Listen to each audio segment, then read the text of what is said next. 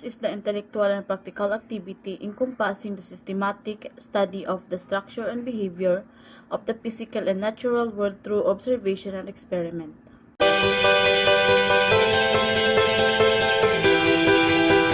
Technology is the branch of knowledge that deals with the creation and use of technical means and their interrelation with life, society, and the environment, drawing upon such subjects as industrial arts, engineering, applied science, and pure science.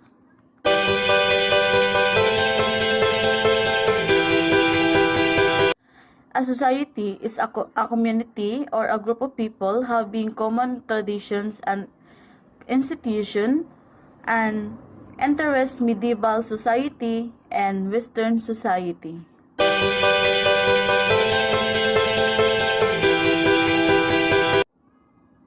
Science, technology, and society is the interaction between science and technology and social, cultural, political, and economic contexts that shape and are shaped by them.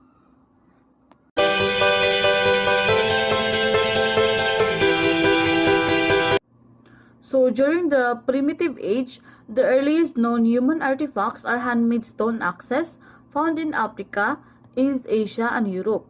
They date back to the approximately 250,000 BC and mark the beginning of the Stone Age.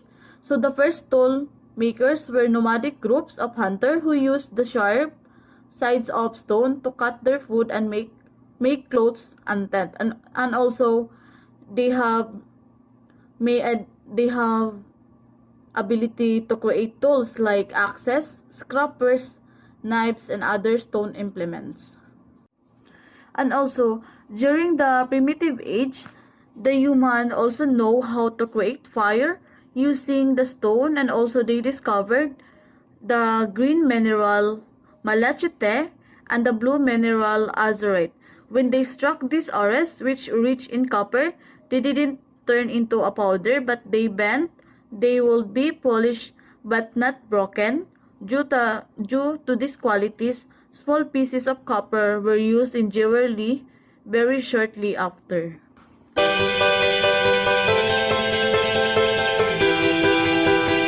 So during the Middle Age, the period saw major technological advances, including the adoption of gunpowder, the invention of vertical windmills, spectacles, mechanical clocks, and greatly improved water mills, building techniques, Gothic architecture, medieval castles, and the agriculture in general, three-field crop rotation.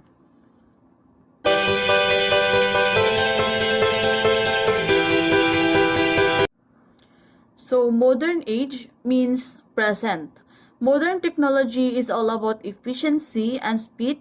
It is about ensuring face-to-face communication, connecting you to your healthcare provider, and empowering you by giving you more access and control to the kind of care you get as well as service you receive.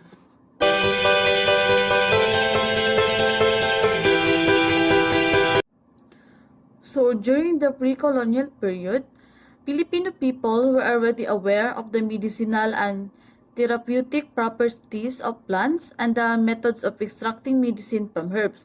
And they also had an alphabet, number system, weighting and measuring system, and also a calendar. Filipinos were already engaged in farming, shipbuilding, mining, and weaving.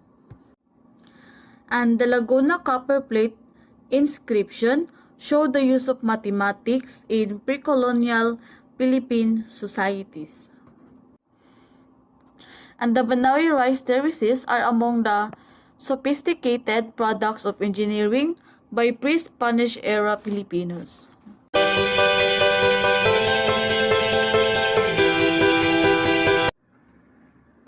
So during the Spanish colonial period, the colonization of the Philippines contributed to growth of science and technology in the archipelago. The Spanish introduced formal education and founded scientific institutions. Later, the Spanish established colleges and universities in the archipelago, including the University of Santo Tomas.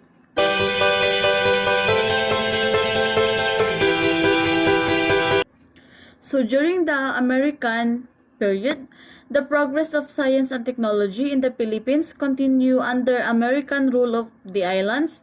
The Bureau of Science became the primary research center of the Philippines until World War II.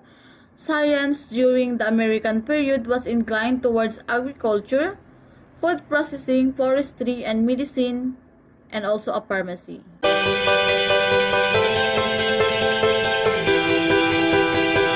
A paradigm shift, a concept identified by the American physicist and philosopher Thomas Kuhn, is a fundamental change in the basic concept of an experimental practices of a scientific discipline.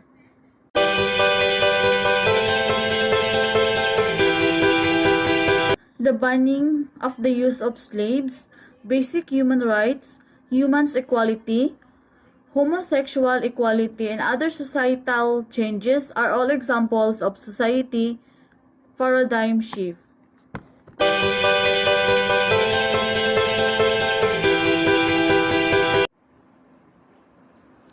Paradigm shift arises when the dominant paradigm under which normal science operates is rendered incompatible with new phenomena, facilitating the adoption of a new theory of paradigm.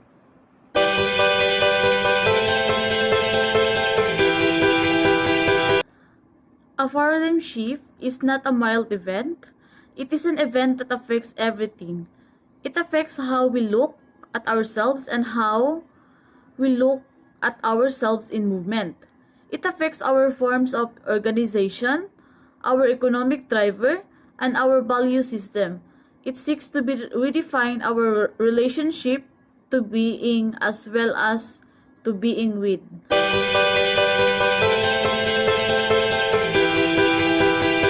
Another paradigm shift will be the shift between styles of art. So the paradigm shift accompanied with these two different styles of art could be how art become more expressive, meaningful as time went on. Interestingly, this shift show how art became more personal and become closer to the definition of art today.